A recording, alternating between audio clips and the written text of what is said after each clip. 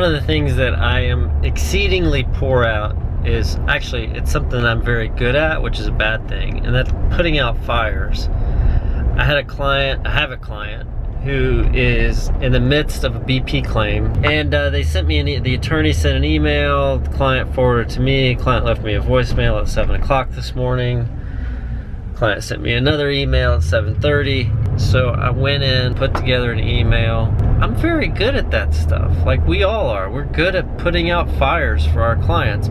I really could have used that 30 minutes, 45 minutes this morning to do something that's a lot more important, that's a much bigger priority for my business, but it didn't because I put out a fire.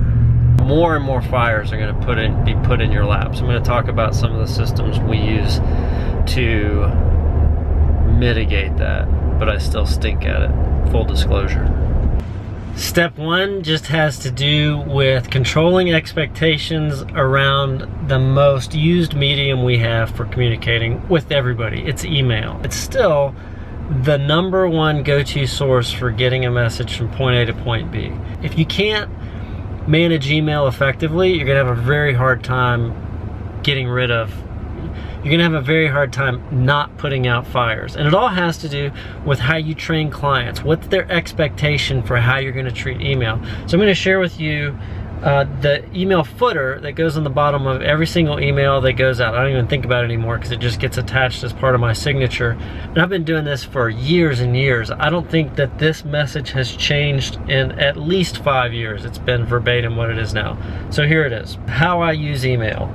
I think it's important to communicate exactly how I use email and what you can expect from me when we communicate in this format. I check email sporadically, sometimes many times a day, sometimes once late in the evening. I try not to let email impede my productivity, and I rarely respond to messages promptly. My goal is to respond to email within 24 hours of its receipt, but sometimes it takes longer. If I don't respond to you within 24 hours, don't be shy about reminding me that you're waiting for an answer. And if you ever have an emergency, please reach out through a phone call or text message. If you leave a message, I'll return your call as soon as I can. Pretty simple, maybe 5 or 6 sentences there. So first piece of advice, train your clients what to expect. Do that verbally. When we onboard a new client, I tell them the best ways to get in touch with me. I usually tell them email is one of the best ways to get in touch with me because it's in my world. I will not miss it. It will not fall through a crack if you send it to me via email.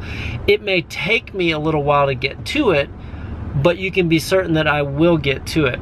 If you absolutely have to have my input on something, number one, it better be pretty damn important. Number two, don't send an email, call me or call my assistant and she will track me down and get a hold of me. So I have never once handled a crisis through email that I can remember. Hopefully that's true. But I definitely make it a rule, do not handle crises through email. It trains your clients in a way that you cannot sustain, unless you want to be tied to a computer monitor all day, every day.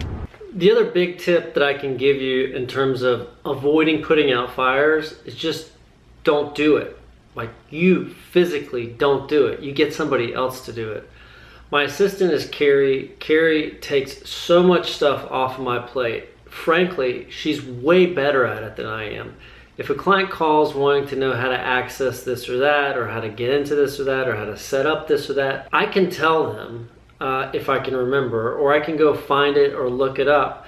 But Carrie takes it to a whole nother level. She's got all kinds of systems and processes that she uses and templates where she can not only tell them how to get to this or that thing, she's got a little video record that shows them how to do it. She'll send that off to them.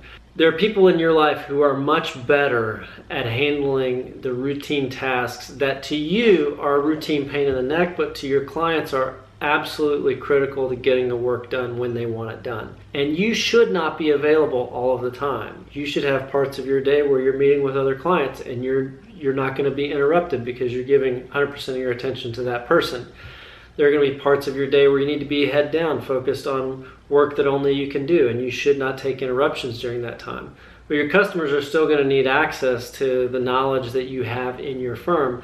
And if there's nobody else there that can deliver that to them, it becomes a bottleneck for your growth. So at some point in time, you're going to have to bring somebody alongside you to help put out some of those fires that you shouldn't be putting out, because for that person, they're not fires. It's called customer service.